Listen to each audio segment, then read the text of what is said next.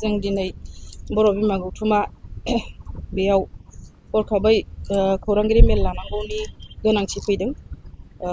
थांनाय 11 एप्रिल 2025निनो आरो 11 एप्रिल बेयाव मोनसे rape case minor rape case जादोंमोन। बे रेप केसनि सायावनो जोंहा प्रेस मिट लानांगौनि गोनां जादों।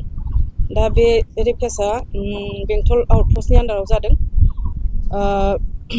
दा बे माइनर रेप केसनि जि सानै गथ'फोरनि रेप केस, बे रेप केसखौ पारिमियास नार्जारि आरो जकब नार्जारि बिथांमोना माबादोंमोन, दायनिगिरि, आरो बिथांमोननि बिसारा दा कर्टआव सोलिगासिनो दङ। दा बेनि थाखायनो जाहाथे बे उन्दै गथ'फोरनि जि रेप केसनि जि साजा, बे साजाया बिथांमोननि सायाव, दा बिसोरनि सायाव गोख्रोङै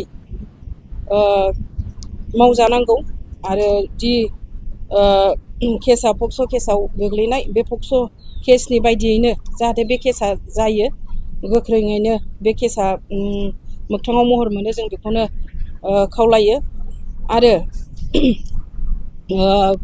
बे रेप केसनि जि गथ'फोर, बे गथ'फोरनि सायाव थार बिजिरनाया जानांगौ।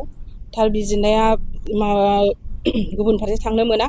दा बेनि थाखायनो जोङो दिथागिरि बा गारजेन बा समाजनि दैदेनगिरि बिथांमोनाबो जोंजों सापर्ट होनांगौ। आरो बे गथ'फोरनि सायावबो बिथांमोना नोजोर होनांगौ, मोजाङैनो नोजोर होनानै सापर्ट होनांगौ बे केसनि सायाव। बे केसा जेराव इनाय अनागारि उन्दै गथ'फोरनि सायाव जि केस जादों बियो। दा ओंखायनो गामि दैदेनगिरि बा समाज दैदेनगिरि बिथांमोनाबो बेनि सायाव मोजाङै गोख्रोङै नोजोर होनांगौ आरो गथ'फोरखौ सापर्ट खालामनांगौ। आरो जिनाहारि खालामजानाय जि गथ'साफोर, बिसोरनो सोरखारि अनसुंथाइ होनांगौ, जेराव बिथांमोनहा उन्दै बैसोआवनो बेबायदि रेप केसाव गोग्लैनानै बिथांमोननि जिउआव माखासे गाज्रि बिहोमा गोलैबाय। दा बिनि थाखायनो बिथांमोननो सोरखारा गथ'साफोरनो सोरखारि अनसुंथाइ होनांगौ, जों बेखौ खावलायो। आरो बे अनसुंथाइ होनायावबो गासिबो समाज दैदेनगिरि बिथांमोनाबो सापर्ट होनांगौ बिथांमोनखौ गथ'फोरनि सायाव। आरो समाजाव बांसिनै बांसिन दा उन्दै गथ'फोरनि सायाव रेप केस बेफोरबायदिया सोलिबोगासिनो दङ। दिनैसिमबो समाज दैदेनगिरि बिथांमोनाबो नाजासेयावबो दिनैसिम जागासिनो दङ। आरो जोङो दा बेबायदि जाबाय थानायनि बेलायाव आरो जाबावगोन जों बेखौ सानहरो। जाहाथे बेफोरबायदि केसा जाया। बेफोरबायदि केसा जायोबा जोङो बर' बिमा गौथुम हिसाबै जोङो गोख्रों राहा लानाय जागोन उननि बेलायाव।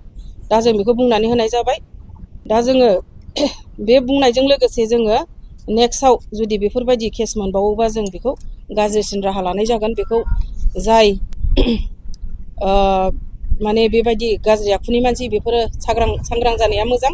मानो होनबा जों समाजजोंनो बे खामानिखौ मावगोन आरो समाजनि माबा बायदिनो जों बेफोरबायदि गाज्रि आखुनि खामानि मावनायफोरखौ जों फोजोबलांगोन। जों बेखौ गोख्रों रावै बुंनाय जायो साफ्रोमबो दायनिगिरि बा बेबायदि गाज्रि आखुनि मानसिफोरखौ। दा बेजों लोगोसे जोंनि बेबायदि गाज्रि आखुनि बेफोरबायदि बेब'हार बा बेफोरबायदि माखासे जाथायफ्रा नुजाथिनाया, जोङो बेखौबो साननो हायोदि जोंनि गारजेनफ्राबो माखासे बेफोरबायदि गावनि फिसा फिसौखौ बा जोंनि समाजाव बेफोरबायदिनि सायाव दायथ' लानायखौ जों खम नुनो मोनदों। खम नुनो मोनदोंआ बेनो, जोङो बयबो जुदि बेनि सायाव जों दायथ' लायोमोनबा, नोजोर होयोमोनबा, दिनै बेफोरबायदि जाथाया जानाय नङामोन। बेनि थाखायनो साफ्रोमबो जोंनि बर' बिमाफोर, बिफाफोर बिथांमोनहा बेनि सायाव मोजाङै नोजोर होयो आरो समाजखौ फोसाबलांनायाव आखाइ होयो मोजाङै।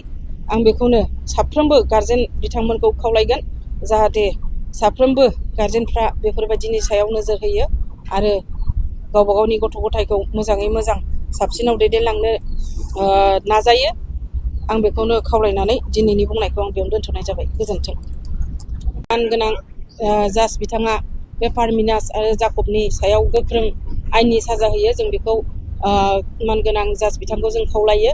आरो साफ्रोमबो लाइमोन बिथांमोनखौबो गावबा गावनि जिउ दैदेननायाव बा समाजनि खामानि मावनायाव गोख्रोङै आखाइ होयो बा गोख्रोङै नोजोर होबोयो। गाज्रि समाज बेबायदि समाजनि सायाव गाज्रि नोजोर होनायखौ आं बेखौबो खावलायबावो।